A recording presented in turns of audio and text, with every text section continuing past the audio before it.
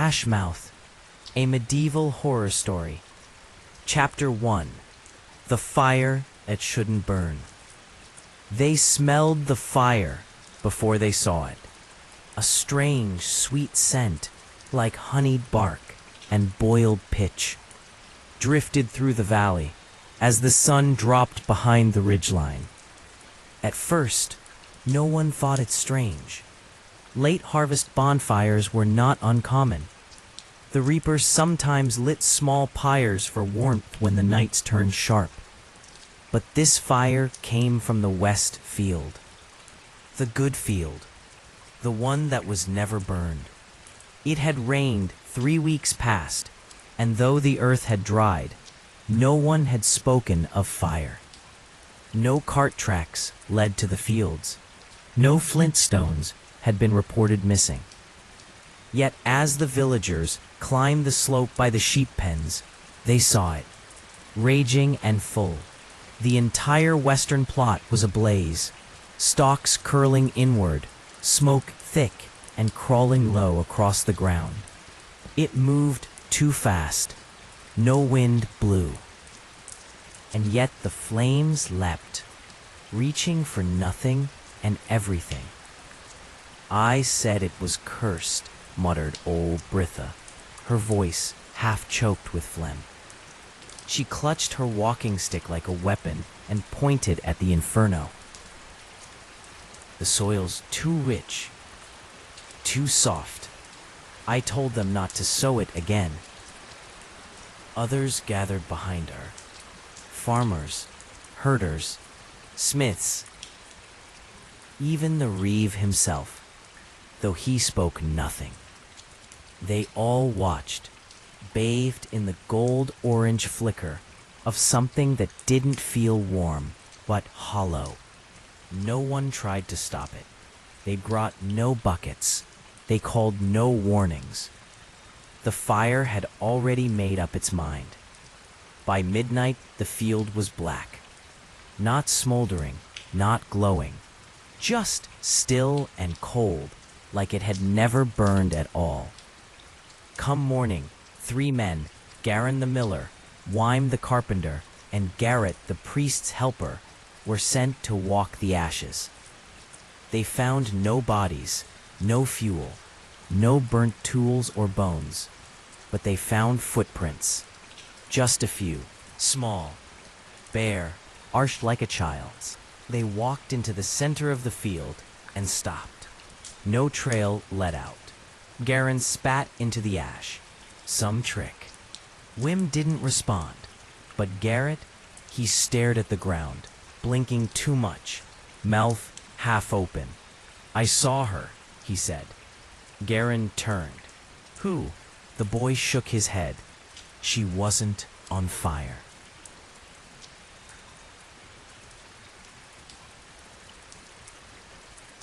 Chapter 2. The Bitter Bread. The grain from the eastern fields was milled the next day. The western crop, the one that burned, had fed nearly half the village in prior years. Without it, what remained was too little. Even before the fire, the yield had been thinner than usual. Too much rain in spring. A dry stretch in August. A late swarm of root beetles. Still, what they had was ground to flour, sifted, and handed to Marin, the baker's widow, whose oven had not cooled since her husband's death 3 winters ago. She accepted the flour without comment, her face pale and tight, as if she had been expecting something like this for some time. "You'll stretch it, won't you?" asked the Reeves apprentice, handing her the last sack. Marin didn't answer. She didn't look up. She worked into the night, sweat slicking her neck, her arms coated in a thin veil of flour that clung like frost. The dough wouldn't rise. It stuck to the bowl, tore in her hands. When she finally coaxed loaves from it, they baked with a sickly sheen. Brownish black crusts, cracked like dried clay. She sliced one open before dawn and sniffed. It reeked of damp earth. Still, she sent them out. There was no other option. By midday, villagers had gathered in her lane with palms outstretched, mothers with pale children, herders with empty pouches. Even Tarn the smith, who hadn't eaten village bread in 5 years, took a loaf without complaint. Some refused to eat it. Most did not. That night, the sickness came. It began with cramps, cold sweat, vomiting, then came the tremors. Old Henna, blind since summer, claimed she saw lights again. "Blue," she whispered to her daughter, "like they used to be when I was young." Lyle's youngest boy, Tobin, stood up from his bed in the dark and began chanting something no one understood. His mother tried to hush him, but he would not stop. His voice rose and rose until his nose bled and he collapsed. By dawn, Jonrel, the baker's apprentice, had bitten off the tip of his own tongue during the night. He was found curled beside the oven hearth, blood on his chin, eyes unfocused and wide. The reeve called it coincidence. "Rotten wood in the beams," he said. "Heat makes people odd." But the village healer, Gristle, did not agree. She collected the remains of 3 loaves and broke them open in her cottage. Inside, she found no worms, no mold, just a faint pepper-like dust that didn't belong. She scraped it into a bowl and burned it over a low flame. It smoked green. Gristle, who had treated plague and fever, who had watched men rot from the inside, wept as she closed her window shutters. She did not eat again that day, and when she slept, she dreamt of soil and teeth growing from it. Chapter 3. The Stranger in Gray. He arrived on foot, just after the second night of sickness, as the village still reeled from retching bellies, bloodied mouths, and dreams that left grown men screaming into their blankets. The man wore no traveling cloak. His robes were clean, too clean for someone who had walked the moss-slick road from the south. Gray wool, heavy around the shoulders, no belt, no rosary, no sign of a church seal, only a small satchel and a whip bound in coiled leather at his hip. He stopped at the edge of the village square and watched. Children stared back at him with wide eyes, unsure whether to greet or hide. No one approached. No dogs barked. The air was too still for that. The only sound came from Garrett, the former priest's helper, who leaned against the well with a half-rotted apple in hand. His face was pale, sweat damp. "You're not Emmerich," Garrett muttered. The stranger smiled faintly. "No, Emmerich is dead." Garrett blinked. "When?" 10 days past. Fever. We shared the same monastery once, long ago." He did not elaborate. "Who sent you?" The man nodded toward the chapel. "The church always sees, eventually." He did not ask for shelter. He simply walked to the empty chapel, Emmerich's chapel, opened the door, and stepped inside. The warped wooden doors, untouched since the old priest's disappearance, groaned like something waking in pain. Inside, he found the dust, the rot, the damp stone basin where water once rested. He knelt before the altar. He did not pray aloud. Later that evening, without invitation, he stood before the townsfolk who had gathered, half out of sickness, half out of curiosity. "My name is Father Aldwin," he said. I have come to cleanse what is not yours to carry. No one replied. Aldwin spoke of rot, of sickness that lives not in the body, but in the land, in the seed, in the womb. He said the grain had gone black, not from rain or beetle, but from corruption, buried beneath Gyreford long before any living man was born. Aldwin said, doesn't always wear a face. Sometimes it grows teeth, and when we sleep, it waits behind our dreams. He gestured to the center of the square, where the well stood, where the baker's boy had bled into the stone only yesterday. I will speak again tomorrow. Cleanse your hearths, wash your floors, and bring me a sign of what you fear most. We begin with ash. He turned and walked back into the chapel, leaving silence behind him. That night, 3 more children spoke in tongues. And one woman, Relin the spinner, walked barefoot into the cold and stood knee-deep in the river for hours before she could be pulled free. Her skin had turned gray. Her mouth would not close.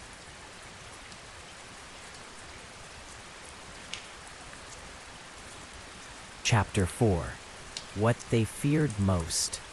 By morning, the chapel door had been wedged open with a stone. Not just any stone, but one from the river, slick with moss, veined with rust-colored streaks. Someone had placed a bundle of thistle beside it, tied in a twist of black wool. A baby tooth lay on top. Father Aldwin said nothing of it. Instead, he lit a candle. Then another. Then 9 more, lining the altar like soldiers preparing for something that would not bleed. Word spread. He had asked for signs, symbols, something to mark fear. And so, the people brought what they could not speak. Ren the herdsman brought the rotted hoof of a lamb born with 2 mouths. Jorel the tanner left a leather satchel filled with worms. Marin, missing for 2 days, returned to place her wedding ring on the chapel steps. Her eyes were rimmed in red. She would not say where she had gone. By dusk, the chapel was full of offerings. Strange things. Sad things. At the center of them all, Grisel, the healer, laid a bundle wrapped in linens. Inside, 3 shriveled loaves. They stank of vinegar and rot. Father Aldwin knelt beside them, unwrapped one, touched the crust. You ate this, he said softly. Grisel looked down. Not I, but we did. Yes, and you fed it to the children. We had no choice. Father Aldwin said nothing. He set the loaf beside the altar and whispered a word no one heard. Then he stood and looked at the villagers gathered in the doorway. Tomorrow, he said, you will bring me ash, someone asked, from your hearth, from your past, from anything you have tried to forget. He pointed toward the fire pit just outside the chapel doors, where the reeve once burned broken cartwheels and unsold goods. We will light a cleansing flame. Tarn the smith folded his arms. You think fire solves this? Aldwin looked him over. Fire solves nothing, he said. It only reveals what was always there. That night, Jorel's wife was found standing in the empty field, naked, covered in soot. She was digging, bare-handed, fingers cracked, nails torn. When they pulled her back to the village, she would not speak. But she had uncovered something, a piece of wood, black, charred, with a hole through its center, like it had been shaped once for a mouth.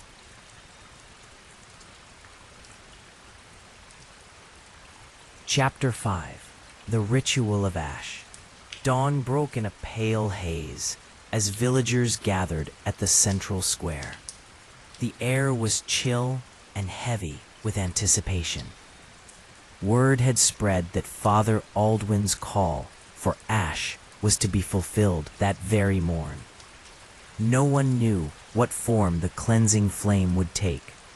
No one dared to question what exactly they were being asked to offer. Marin, still haunted by the bitter bread and the disappearance that had left her reeling, clutched a bundle of scorched embers salvaged from last night's dying fire. In her eyes shimmered both defiance and dread. "These are all I have left," she murmured as she approached the stone steps of the chapel. Across the square, Gristle moved with quiet urgency, her worn apron smudged by tears and soot. In one hand, she carried a small iron bowl filled with kitchen ash, mixed with the remains of overbaked rye, and in the other she cradled a scrap of parchment on which she had scrawled a frantic prayer. "For our souls," she whispered, though even she was unsure to whom her plea was addressed. At the heart of the square, Father Aldwin stood beneath the vaulted entrance of the chapel. His eyes, dark and unnervingly calm, surveyed the procession. When the clamor of footsteps and whispered supplications reached him, he raised his hand, a signal that quiet was demanded. His voice, measured and cold, finally broke the silence. "Bring forth your ash," he intoned. "Let the past be unburdened by the scorched remnants of your sins." A murmur rippled through the gathered throng. Tarn the smith, broad-shouldered and scarred from years of labor, stepped forward first. "I have kept the slag from our forge," he declared. "It is not pure, but it is ash." His words were met with uneasy glances, as if his offering bore a secret he was not ready to share. Soon, others followed. Worn hands deposited small containers of mixed ash and dirt onto a great stone slab that had been carried out from the chapel. Each offering was accompanied by a whispered confession of stolen moments, lost opportunities, and sins too numerous to name.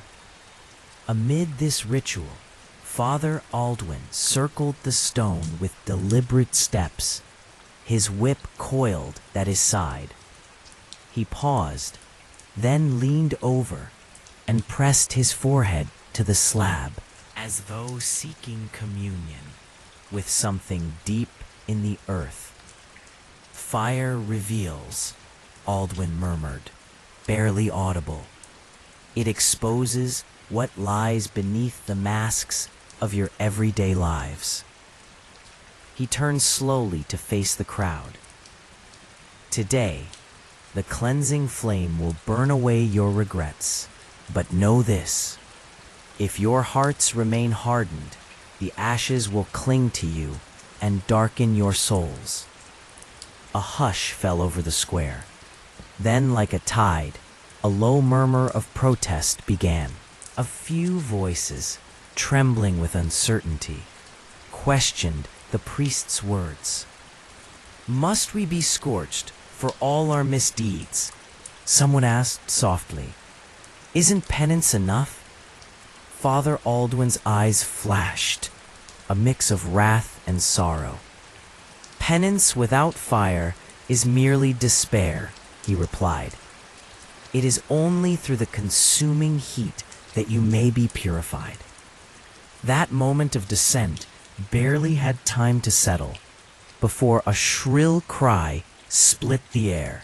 Joral's wife, the one found digging naked in the field, had broken free from her silent stupor.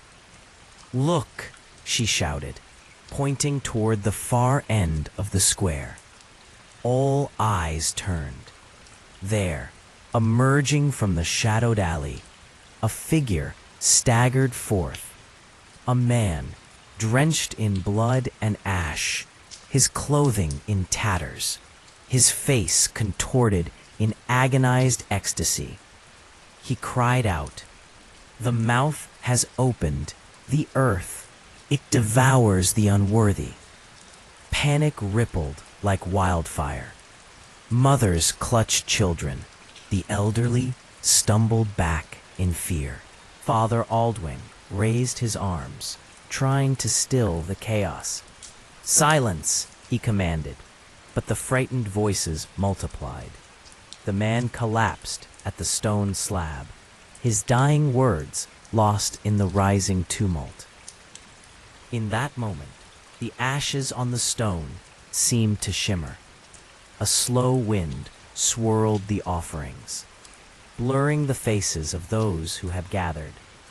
Gristle looked at her bowl of ash and saw for an instant a terrible vision, a great, gaping mouth emerging from the ground, swallowing all that was familiar.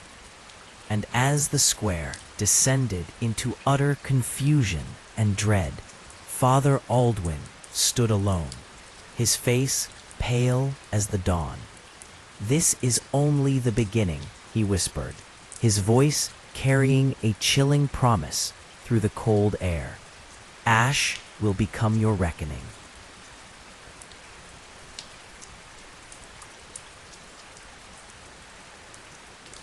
Chapter 6. The Ash in Their Throats. They buried the bloodied man behind the chapel. No rites, no stone, no name. Father Aldwin watched the shallow pit being filled with earth, hands folded neatly at his waist.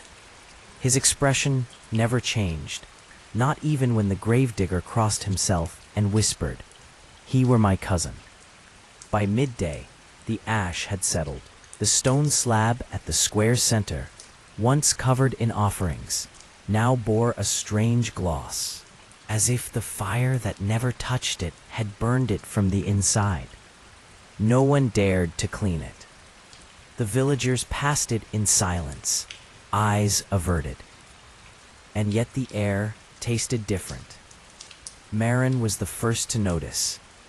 She was kneeling beside her bread oven, trying to scrape black crust from a ruined loaf when she gagged. The scent wasn't smoke, nor yeast, nor even rot. It was something dry, hollow, like old teeth. When she opened her mouth to call for her son, she coughed. A plume of gray dust spilled out. She covered her mouth, stumbled back, and wept silently. Across the village, others reported similar signs. Eldrick the swineherd claimed his wife began choking in the night. "Ash in her dreams," he said it filled her throat and whispered to her as it did. Old Britha refused to eat. "My tongue's turned black," she muttered, though when Gristle checked, it hadn't. Not yet. Gristle recorded it all in her ledger, but the pages curled at the corners, and the ink refused to dry. When she left the book open overnight, she found new markings beside her notes, circular patterns she hadn't made. When she showed them to Father Aldwin, he merely nodded. "The rot has memory," he said, "and it writes." 3 days after the ash ritual, the animals began to behave strangely. Cows lowed at midnight. Hens laid crushed, blood-streaked eggs. A hound at the edge of the village chewed off 2 of its own toes before it was put down. At the chapel door, someone scratched a word into the lintel. Mouth. Father Aldwin did not remove it. When the reeve asked him why, The priest smiled faintly. "Names hold power," he said. "Let it know we see it." "But what is it?" Aldwin's smile faded. "You already know." Grisel, once the most respected woman in Gearford, now walked with hunched shoulders and clutched her herbs like charms. She visited Marin that night, bearing dried mint and comfrey root. Marin sat by the oven, hands shaking, lips cracked. "I found ash in his sheets," she whispered, nodding to the next room, where her son lay with burning cheeks and trembling legs. "But we haven't burned wood in days." Grisel crouched. "You must leave the oven cold. You must stop baking." "I can't. It's all we have.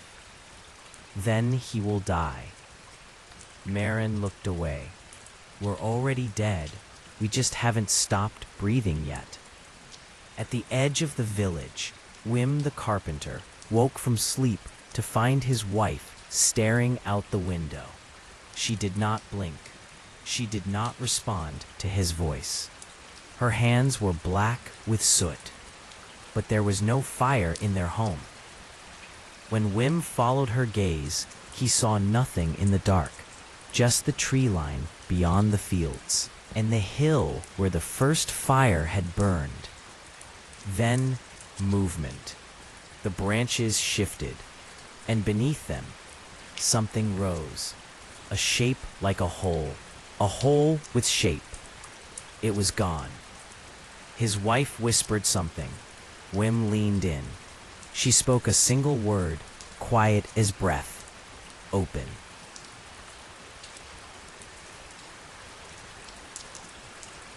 Chapter 7. Names in the Dust. They came to the chapel in pairs, not to pray, but to confess. Father Aldwin never asked them to. He never raised his voice, never made threats. He simply left the doors open and waited. And one by one, the villagers came, driven not by guilt but fear. Fear of their neighbors, their children, themselves. Grisel watched them file in from her cottage window. She kept a tally in the margins of her ledger, next to notes on the symptoms spreading through Gearford like smoke. Tremors, night sweats, coughing soot. She crossed off Marin's son that morning. The boy had died just before dawn. His lungs had not filled with water or bile. They had filled with ash. The body was dry when they found it, bone dry, and yet when he was touched, he crumbled. Inside the chapel, the light came only from candles, dozens of them, crowded around the altar, forming a circle like eyes in the dark. They seemed to burn longer than they should. No wax spilled, no wick shortened. Father Aldwin sat on a plain wooden stool. He didn't wear the robes of a village priest, nor the gold-trimmed garments of a bishop. He wore gray, always gray. His hands rested calmly on his knees. His eyes did not blink often. The first to speak was Jorrel, the tanner. "My daughter walks in her sleep," he whispered. "She writes in the dust on our floor. I sweep it away. But every night it returns." "What does she write?" Aldwin asked. "I don't know the letters. They're curved, like teeth." The priest nodded. "What have you done that might have summoned this?" Jorrel's lips trembled. When I was younger, I struck a boy, broke his jaw. He choked on his tongue and died. I never told." Father Aldwin said nothing. Jorrel stood, pale, and left. No penance was given, no absolution offered. Yet Jorrel's hands were steady as he exited. The next night, his daughter stopped writing, but her tongue turned black. Grisel approached Aldwin in the square on the 8th day after the fire. She carried her ledger. "You're no ordinary priest," she said, "and this is no ordinary sickness." Aldwin inclined his head. "I never said it was." Grisel flipped open the book, showing him a page marked in smudges. "This ink, look at it. It's rewritten itself. Letters shift when I sleep." "I know." "You know? Rot insects all things, even memory, even ink." Grisel's voice sharpened. "You're not trying to heal us." Aldwin looked toward the hill beyond the trees, where black soil still steamed at dusk. "I'm not here to heal," he said. "I'm here to witness." That evening, children began to speak in pairs. Perfect unison, even those too young to form full sentences. One pair recited the names of the dead, starting from before the fire. Another whispered measurements, lengths, weights, times. No one knew their meaning. Grisel tried to question one boy, Tarn's nephew, but he stared through her. "What are you saying?" she asked. He opened his mouth. Dust fell out, and then a name. Britha. Old Britha was pulled from her home the next morning. Not by force, by pressure. Stares. Whispers. A silent agreement passed among neighbors, like a wind no one wanted to claim. "She knew something," Wren muttered. "She said the field was cursed," someone else added. "She's been here the longest," said Garrett. "She remembers the last priest, the one before Emmerich, the one who vanished." They left her at the chapel steps, trembling, silent.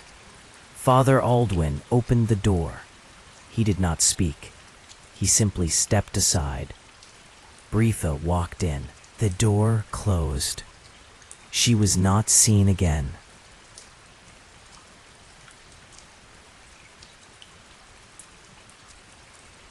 Chapter 8. The Hollow Grove. Grisel didn't sleep. Sleep had become a place she feared. The dreams were no longer hers. They belonged to the village now. She saw others in them. She saw the priest's eyes. She saw Britha's trembling hands, curled around a bundle of dried roots, and something else. Something smooth and white, like an egg that pulsed. She boiled water at midnight, stoked her fire to chase off whatever weight pressed against her walls. Her cat had vanished 3 nights ago, and the mice had stopped scratching in the floorboards. It was too quiet, too still. That morning she left her cottage and did not tell anyone where she was going. She took the south path, one few traveled since the fire, and entered the woods behind the ridge. The trees there leaned too far in, like old men whispering to one another. The wind carried no sound, but the leaves rustled as if spoken through. Grisel moved quietly, bundled in a wool cloak, and gripping her walking stick like a weapon. She passed old cairns from the founding days of Guyford, stacked stones with rotted icons nailed into them, wooden saints with hollow eyes and empty palms. They were black with time, their mouths worn smooth. Then she found the grove. It had not been here last season, a circle of 9 trees, yews, twisted and wide, their roots tangled like veins. At their center was a hole. Not a pit, not dug, a hole, perfectly round, like a pipe mouth. It went down too deep to see. The earth around it was gray, almost white, and etched with symbols that stung her eyes when she looked too long. Not letters, not runes, curved shapes, hungry shapes. At the foot of one tree lay a length of frayed rope, half buried in soil. Gristle knelt, heart pounding, and traced one symbol with the end of her stick. It bled, only a drop, black as coal tar. She recoiled. Behind her, a voice whispered, "You've come too close." She spun, heart crashing in her ribs. But the grove was empty. No footsteps, no birds, no sound. She backed away slowly, and as she did, the trees exhaled. The leaves rose upward in a gust that didn't move the air. The hole at the center hissed, a dry, low rasp like breath drawn through teeth. Gristle fled. She returned to Guyford by dusk, eyes wild, face smeared with dirt and bark. She went first to the chapel, banged on the doors. "Aldwin," she screamed. "I saw it. I saw the mouth." The door opened, not by him, by Marin. The widow stood in the doorway, hands clasped, face expressionless. "He's not here," she said. Gristle pushed past her. The chapel was full, packed. Every villager seated in rows, heads bowed. But Aldwin's voice came from nowhere. "The ash remembers." They all murmured in unison. "The ash remembers." Gristle backed away slowly, chest tight. Marin turned to her and whispered, "You're too late."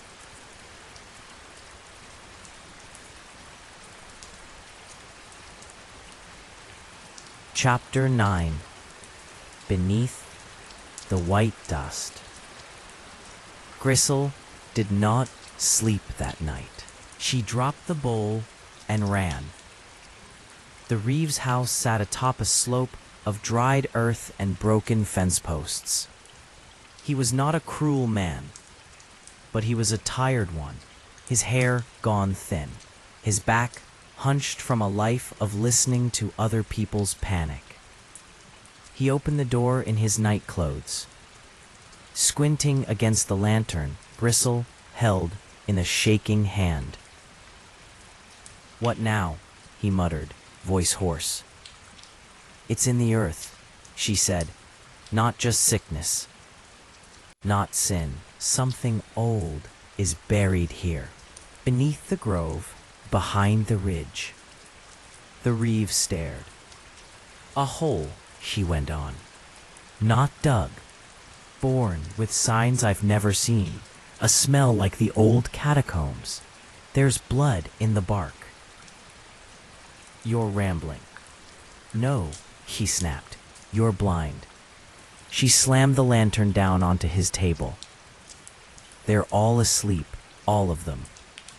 They follow that priest like his shadow is a rope around their throats. Have you looked at them lately?" The Reeve shifted. "I've tried." "No, you've watched. That's different." He ran a hand down his face, then sighed. "Tomorrow," he said. "Show me the place." Tomorrow's too late. But he closed the door anyway. By sunrise, things had changed again. Overnight, someone or something had left effigies outside 5 homes.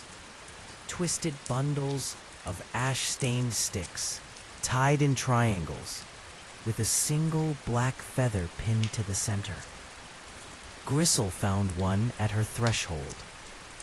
Marin had one too, and Wim, and Garrett, and the Reeve. Each one marked, each one different, but connected. By noon, villagers whispered that those homes should be watched, that the marked might be spreading it, that the priest had warned of false penitents, those who confessed with their mouths, but not their marrow. Inside the chapel, Father Aldwin's sermons grew quieter, but more terrifying. He did not speak of God. He spoke of roots, of the things beneath roots, of how the earth bore more than grain. Before the church, he whispered, the soil listened. Before the saints, there were mouths in the dark. Before your mother's ash, you were born in it. Gristle could no longer walk 3 steps without brushing her foot through pale dust. It covered her porch, her windowsill, her blankets. When she coughed, it came up dry. That evening, she wandered to the edge of the village, near the old collapsed mill, where the creek once sang before it dried up years ago. There, in the high grass, she found a new effigy, larger, bound in human hair, stuffed with barley husks and what looked like a jawbone, split down the center, and at its base, written in the dirt, Witness. She turned and saw the chapel tower rising above the trees, pale in the light of the dying sun. Its bell had not rung in a week, yet she heard it. One toll, then another, then a third.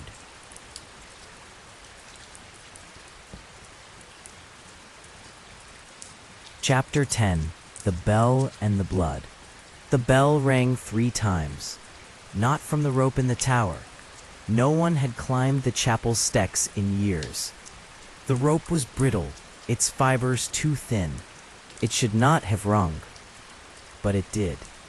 Low and steady, the sound rippled through Gearford like thunder under water. Doors opened. Faces emerged from windows. People stepped from their homes barefoot, dazed. The square filled again, silent as ever, though no call had gone out. They were drawn, not summoned. Drawn. At the foot of the chapel, a fire had been built, not large, controlled. The flames were blue at the base and spat no smoke. Around the fire, 11 stones had been placed in a circle, each painted with a red mark, not a cross, not a rune, a tooth. Gristle stood apart from them, clutching her coat tight, sweat streaking her temples though the morning was cold. Marin stood inside the circle. So did the reeve. Father Aldwin emerged last, not from the chapel, from behind it, from the slope of earth that led down to the burial pits. He was barefoot, robes stained with soot.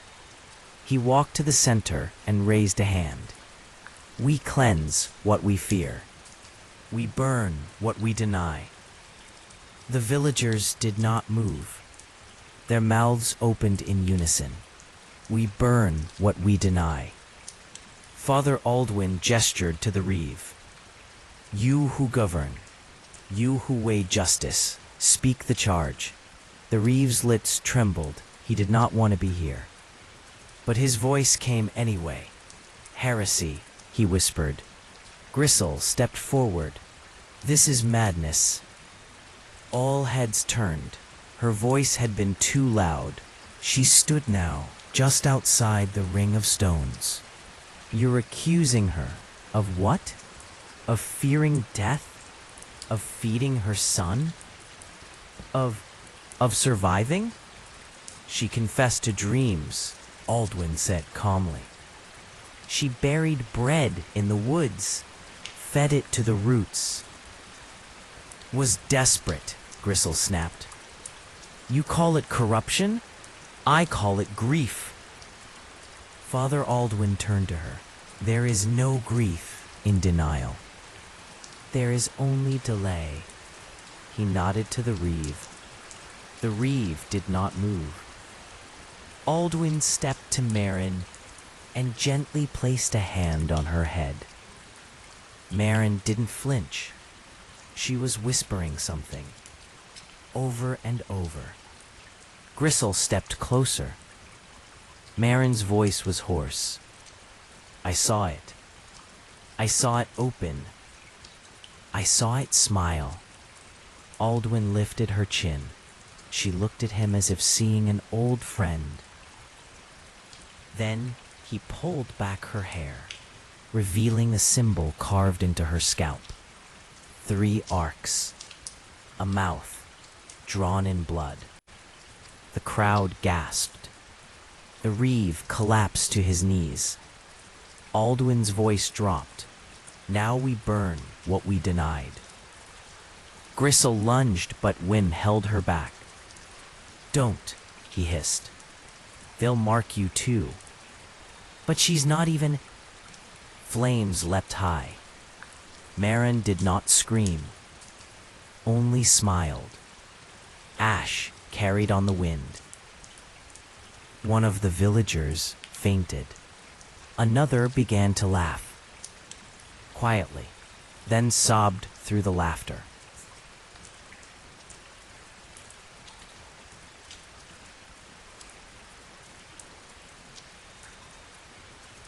Chapter 11. The Well Without Water.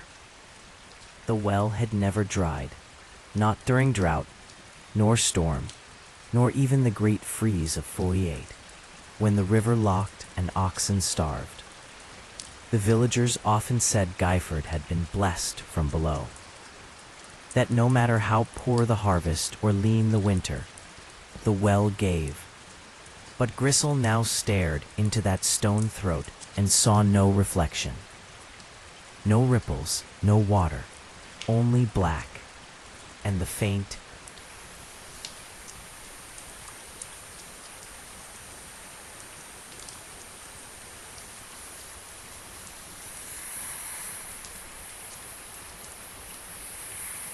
almost imperceptible impression of movement, not upward like vapor, but inward, as if something deep below turned in slow spirals. She held her lantern above it, letting the flame flicker over moss-rimed stone. No light reached the bottom. No sound returned. She should have backed away, should have left it alone. But her hand moved on its own, dipping a small bundle of dried mint into a vial of oil, lighting the end and dropping it down. The flame drifted like falling silk, and for a moment, just before it vanished, she saw what looked like a lip. Not rock, not wood. A lip, pale and wet. Then darkness swallowed it. She staggered back and turned to leave. But behind her, on the rim of the well, a symbol had been drawn in the dust. She hadn't made it. She'd been watching the stones the entire time. It was a simple line, bent into a shape that resembled a tongue coiled behind teeth. By the next morning, sleep had become a sickness. Wim's daughter screamed when she woke. He crawled up inside me, she cried, clutching her stomach, nails tearing her skin. He's behind my face. Tarn's boy, usually silent, chattered all night in a voice not his own, deep, knowing, foreign. When Tarn smacked him, the boy whispered, "You'll feed him next." Even Garrett, once full of jokes and wine, now walked the square with torn clothing and muttered prayers in reverse. No one slept deeply. No one dreamed alone. When Gristle visited the chapel again, she found symbols carved beneath the pews. The same symbols she'd seen in the grove. And the well. Curved things, rotting mouths, a spiral of bites. She approached Aldwin. He stood in shadow, his back to her. "You know what it is," she said. "You've always known." He didn't turn. "I knew only its echo," he replied. "But it speaks now. It calls." "From the well?" He shook his head. from everywhere. She stepped closer. "What is it?" Father Aldwin finally turned, and for the first time since he'd arrived, his eyes showed fear. "It is what they fed long ago, before you were born, before the church, before the kings." He touched his own chest gently. "They buried it, but it didn't sleep. It waited." Gristle's throat tightened. "Then why serve it?" "I don't," Aldwin said softly. "I remember it." He walked past her. Outside, the sky had begun to darken, not with storm, but with falling ash. Not smoke, not fire, just ash. It coated the rooftops, the sheep, the children. And when Gristle returned home, she found her herbs turned to dust, her shelves eaten through, and on her floor, in thick strokes, "Come closer."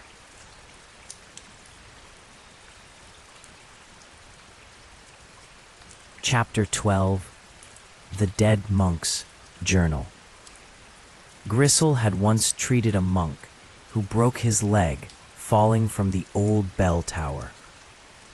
That was 30 years ago, when she was still young and quick-handed, and Girford had been a place of sheep and gossip, not teeth and dreams.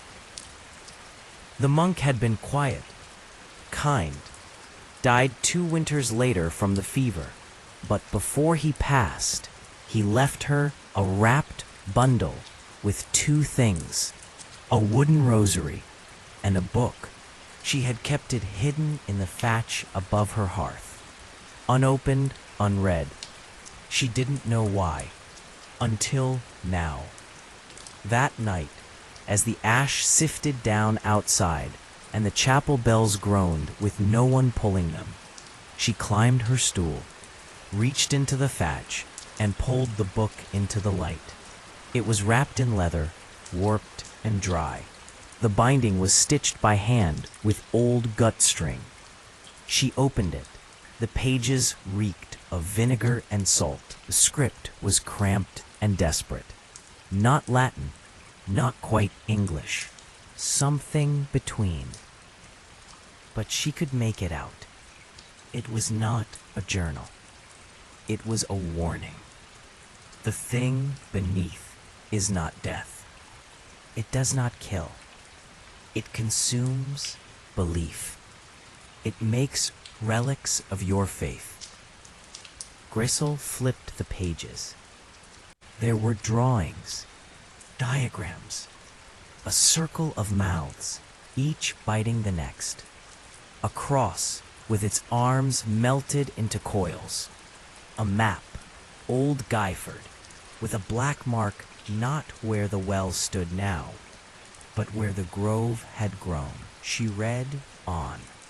We buried the child alive in the ash. It sang. The priest swallowed his rosary.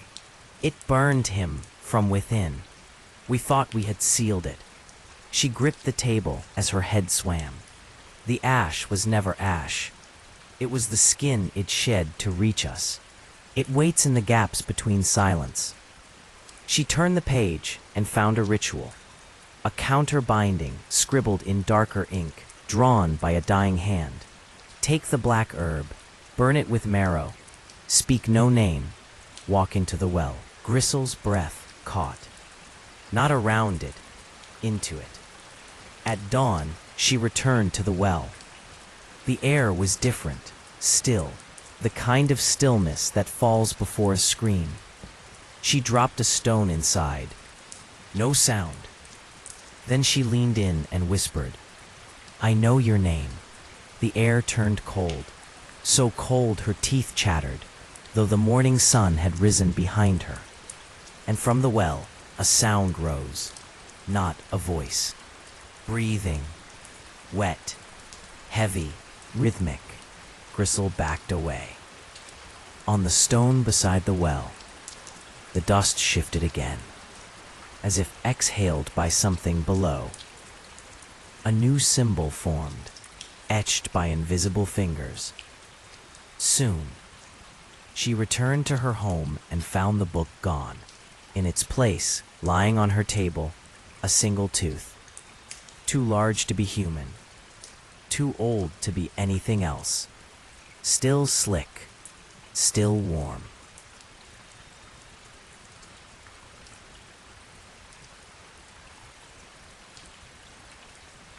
Chapter 13. Descent's Edge. 3 villagers disappeared overnight. No sound, no struggle, no footprints in the ash. Just gone. Wyme's wife, Garrett's youngest boy, the Reeve. Only a slipper was left at the Reeve's threshold, upturned and dusted with the same white-gray ash that now clung to every surface of Gearford like frost. At sunrise, the chapel door was barred shut from the inside. No candlelight shone from the windows. No sermons echoed from the stones. And still the bell rang, not loud, but steady. A dull, toneless toll, like breath caught in a throat. Grisel stood in the square, staring at the chapel, with red eyes and a knife hidden beneath her cloak. No one else dared speak. The remaining villagers, those who had not vanished or lost their minds, watched her from behind door frames and cracked shutters, or something had been dragged down. Either way, the roots no longer reached for the sky. They curled inward toward the pit. Grisel gathered what little she had. A vial of black herb saved for fevers that never left. A shard of boar bone buried under the old cross behind her cottage. A strip of linen soaked in her own blood, drawn with shaking hands the night before. These were the things the monk's journal had named, the ingredients for the old rite. A binding, or something like it, not to kill the thing, but to speak to it without losing her mind. Maybe, if the monk hadn't lied, if it wasn't already too late. She stuffed them into a satchel, tied it twice, and slung it over her shoulder. Then she walked to the well. She passed Marin's door, empty, past the Reeves' home, cold, past the chapel where the bell now rang once every minute, not pulled, breathed. And when she reached the stones around the well, she found something waiting for her. A rope, knotted and lowered, but not by her, a gift or a trap. She grasped the rough braid with both hands, paused, then stepped up onto the well's rim. Her reflection flickered in the stone lip, a woman gray with grief and dirt, eyes bloodshot, teeth gritted against fear. She looked down. Still no bottom, still no sound. She whispered one word, unsure if it was prayer or curse. Ashmouth. Then she climbed over the edge and began to descend, hand over hand, breath by breath, into the dark, into what waited, into what remembered.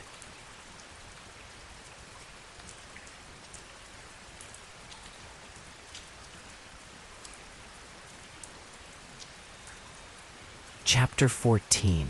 The Root Beneath. The rope groaned as Grisel lowered herself, foot by cautious foot, into the shaft. Above her, the sky was a pale coin. The circle of stone rimmed in moss and dust. Below, silence. Not the silence of an empty room. The silence of a place that had never echoed. A silence that didn't wait to be broken, only deepened when sound was made. She descended slowly. 30 feet, 40. The walls changed. What had been rough stone became smoother, cut, shaped. Not recently. The tool marks were worn to faint grooves. Someone, many someones, had carved this shaft long ago. It wasn't just a well. It was a mouth cut into the world, and someone had fed it. She reached the bottom with a soft thud of her boots on silt. Cold dust rose in a fine cloud. The rope above disappeared into the dark. She lit her lantern. The light flickered against old mortar, crumbling bricks. And then, marks, symbols scratched into every surface. On the walls, the floor, even the ceiling, some drawn with blood, others etched with burned bone. Some looked familiar, spirals, curves, that mouth within a mouth. Others shimmered as she stared at them, refusing to settle into a shape the mind could name. She pressed forward, deeper. The tunnel sloped, not down, but forward, like a throat slanting into the body of the world.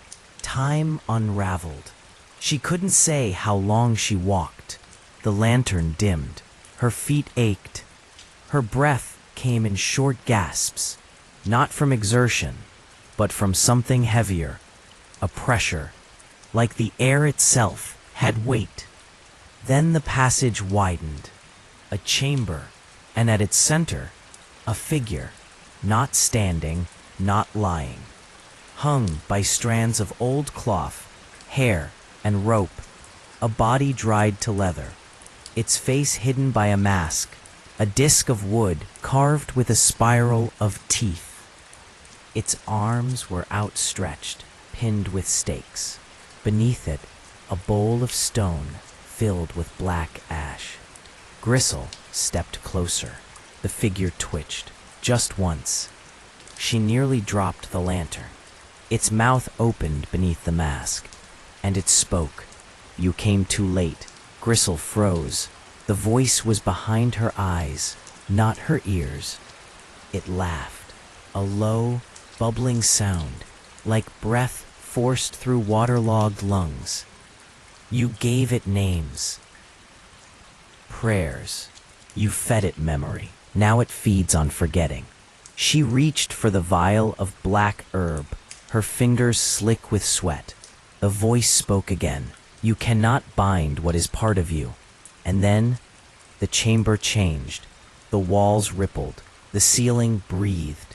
And Gristle saw faces in the ash on the floor. Villagers she had known.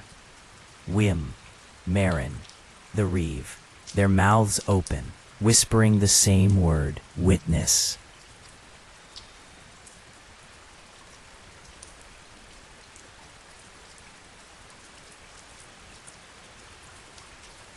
Chapter 15. The Binding That Breaks.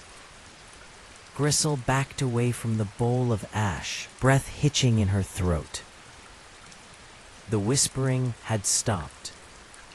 The faces in the dust remained, unmoving, wide-eyed, their mouths gaping as if frozen mid-gasp. Only the figure suspended above the bowl stirred now, twitching slowly like a marionette on unraveling strings.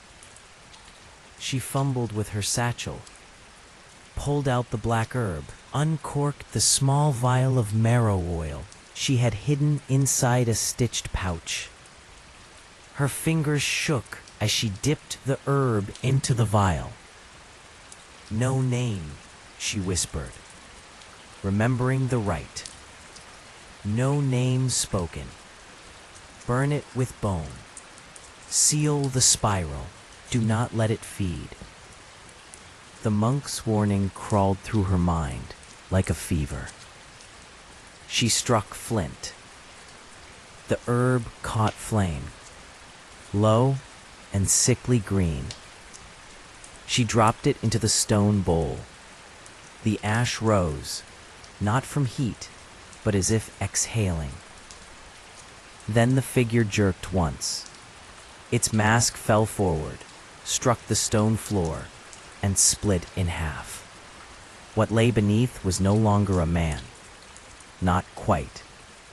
Its face was smooth and sunken, half collapsed, as if time had been chewing through it for centuries.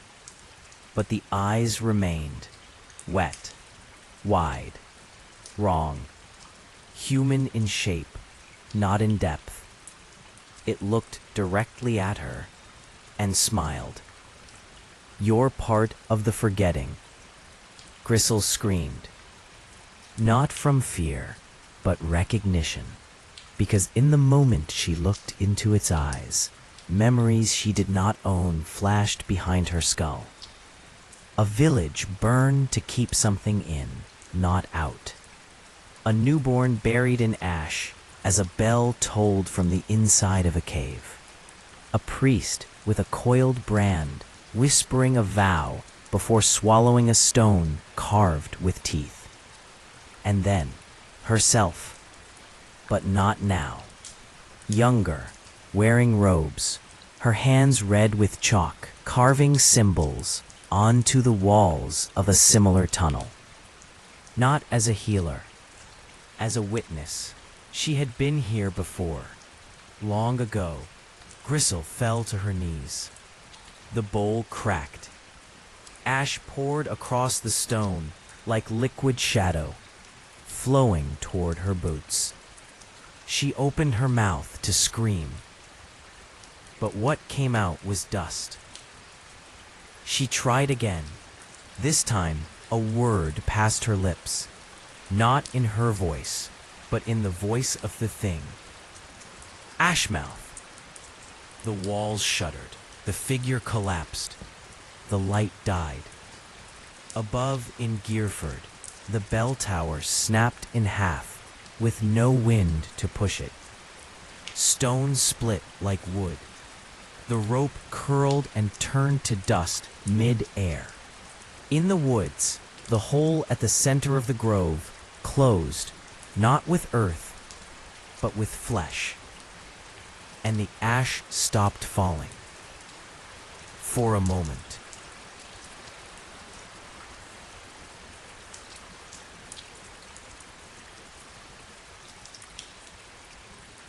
Chapter 16. A Place That Breathes. Gristle awoke with ash in her mouth. It clung to her tongue like wet paper. Her throat scraped as she coughed, and for a moment she thought she'd gone blind. Until she realized the air itself was black. Not dark, black. Not empty, but filled. She sat up slowly. She wasn't in the tunnel. Not anymore. She was in a chamber without walls, or perhaps with too many walls. Shifting like the inside of a throat. The ground beneath her pulsed. It was not stone, not soil. It gave slightly when she moved, like thick leather stretched over breath. No light source, yet everything glowed dimly, as though memory itself had grown luminous. And all around her, rising from the floor like statues, bodies, dozens of them, some old, some fresh, all standing, all still. Their mouths were open, their eyes blank. She saw the reeve. She saw Marin. And somehow she saw herself, younger, wrapped in pale robes, hands red with chalk. The vision of herself turned and looked at her. Gristle stumbled backward, gasping. A sound like rustling pages filled the air, slow and dry. A voice rose from nowhere and everywhere. "You returned." She clenched her jaw. "Where am I?" "In the place you gave away, in the memory you cut from your line." A figure stepped forward from the shadows. not the masked corpse, not Aldwin. A child, eyes full of soot, teeth small and sharp. She knew that face. You buried me. Gristle fell to her knees. God forgive me, she whispered. He does not remember you.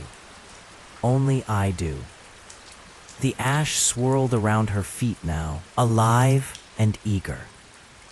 The child's voice grew louder, not in volume, but in presence. It filled her thoughts. Every healer feeds me. Every priest binds me. But only one brings me home. Gristle tried to reach for the vial at her hip. It was gone. Only the monk's rosary remained, burned black. The child stepped forward, placed a hand on her chest. You feared death. You gave me forgetting. I give you memory. And suddenly, Gristle remembered everything. Not just her life, but the lives of all who'd entered this place. Every villager, every soul buried beneath the yews, every prayer whispered in the wrong name, every tooth offered. She collapsed forward, trembling. Her skin itched, burned. A voice deeper than the child's now echoed, a voice from beneath the roots of time. Ashmouth does not consume. Ashmouth becomes.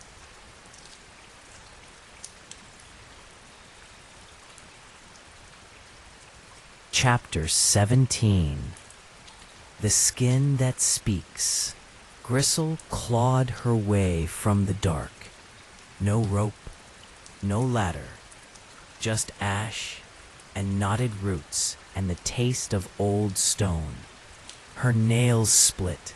Her breath came in ragged coughs, but still she climbed. The tunnel narrowed behind her, as if closing in. The walls breathed slower now, as if sated. She emerged beneath the grove, or what was once the grove. Now only trunks, stripped bare, bent low, as if in mourning. The sky above was pale and yellowed, with clouds that didn't move. Guyford lay below the ridge, still and sun-bleached, but different, not abandoned, arranged. The homes remained, but the paths between them had changed, curving in quiet spirals, always leading inward, toward the chapel, and standing in the square, in perfect silence, were the villagers, every last one, their faces calm, their eyes open, waiting. Gristle stumbled forward.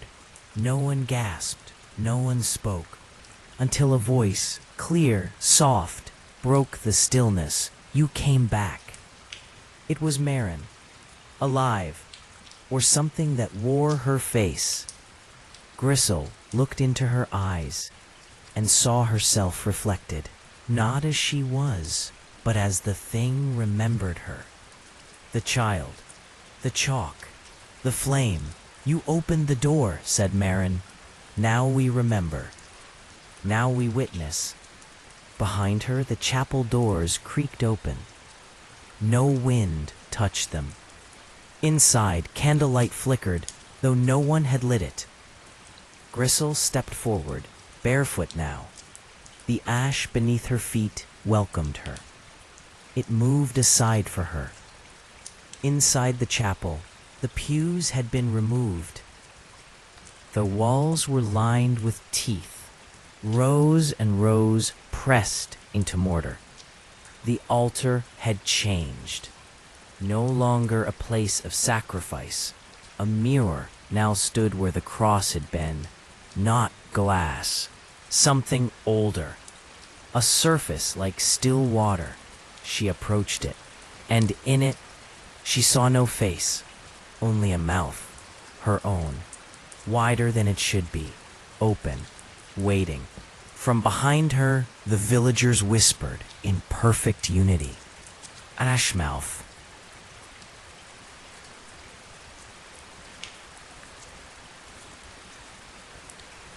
final chapter, The Mouth Remembers. Gristle stared into the mirror. Her reflection was no longer her own. The face was bone pale, hair like river mud, teeth too many for a human mouth, and the eyes black, deep, knowing. Not eyes that saw the world, eyes that remembered it. "You have carried me long," the mirror said. The voice was her voice, and the voice of the child, and the voice of the monk, and the voice that had whispered through the cracks in her floor when she was a girl. She turned to face the villagers. They did not move. Their mouths opened together, not in breath, in invitation. A low hum filled the chapel, vibrating in her ribs, her teeth. Behind her, the mirror rippled, a surface without depth. It wanted her, and within she saw what waited. The spiral halls of memory, the long corridors of forgotten prayers, the buried child, the buried mother, the buried self. She stepped toward it, stopped, clutched the monk's rosary in her hand, charred black, cracked, nearly useless, nearly. "I remember you," she whispered. "I do." And in that moment, something shifted. The ash recoiled, just slightly. The hum trembled. "You remember the pain," she said, "but I remember the reason. You were made to be sealed, not fed." She raised the rosary, fingers blistering from its heat. She pressed it to her chest, and with a scream that was not hers, but all of theirs, she stepped into the mirror. The villagers dropped, one by one, silent, still. The chapel groaned, then cracked. Its walls split like old bark. The tower collapsed inward, folding not in ruin, but in closure. The sky turned blue again, not bright, but clean, and the ash stopped, for good. Days later, a passing trader found the road to Gurford choked in vines. No paths, no markers, only a small wooden sign, nailed to a crooked post half buried in dirt. Witness kept.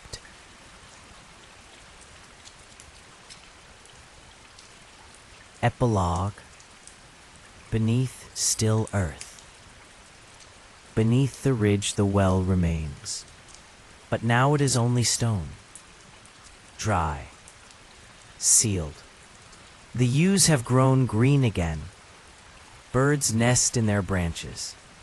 But sometimes, on windless days, the grass bends inward in a wide circle, as if bowing, as if remembering.